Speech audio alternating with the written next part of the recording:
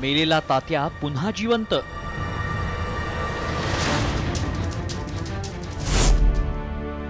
ईश्वरी चमत्कार की वैद्यकीय कारण?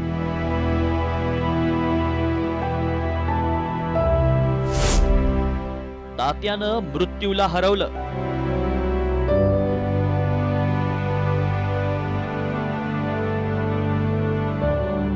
पांडू तात्या गेले, पांडू तात्या गेले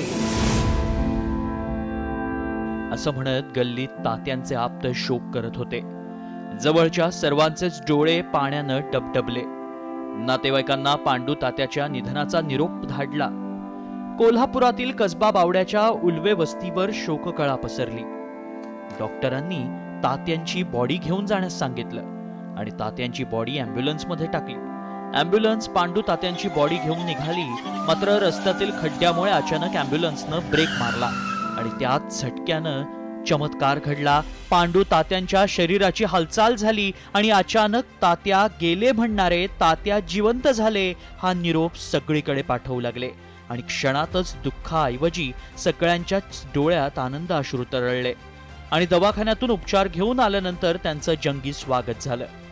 तरीही पांडुरंगाची कृपा असल्याचं पांडुरंग उल्वेंचा नातू म्हणालाय.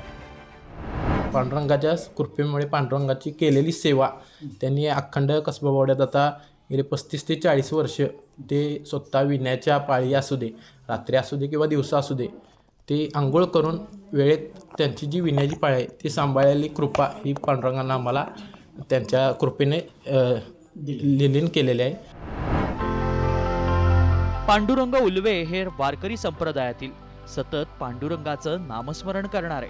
मात्र 10 दिवसांपूर्वी नेमकं काय घडलं ते स्वतःच त्यांनी सांगितलंय. चहा प्याल्यावर बसलो इथं आणि मग इथं बसल्यावर जरा घाम सुटल्यागत झाला. घाम म्हणजे चरचरीत घाम, भरपूर घाम आला. असं काय व्हायला लागलं म्हणून मी जरा वाऱ्याला जावं म्हणलो. वाऱ्याला जाऊन तिथं आमचं रूममध्ये हे होतं खुर्ची, तिथं बसलो. तिथं बसल्यावर डोळं एकदम झाकल्यासारखं झालं आणि तिथंच. हा चमत्कार कसा झाला, यामागे काय वैद्यकीय कारण असतं, यासाठी आम्ही डॉक्टरांशीही संवाद साधला. असं शक्यतो होत नाही. याला दुर्मिळातली दुर्मिळ घटना म्हणून याची नोंद केली पाहिजे.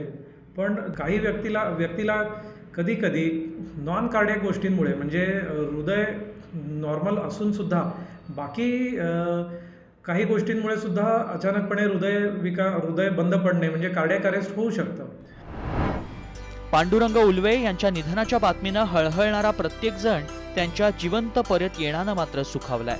त्यामुळे देव तारी त्याला कोण मारी हे म्हणतात हेच खरं. रणजित माजगावकर सह ब्युरो रिपोर्ट, साम टीव्ही न्यूज, कोल्हापूर.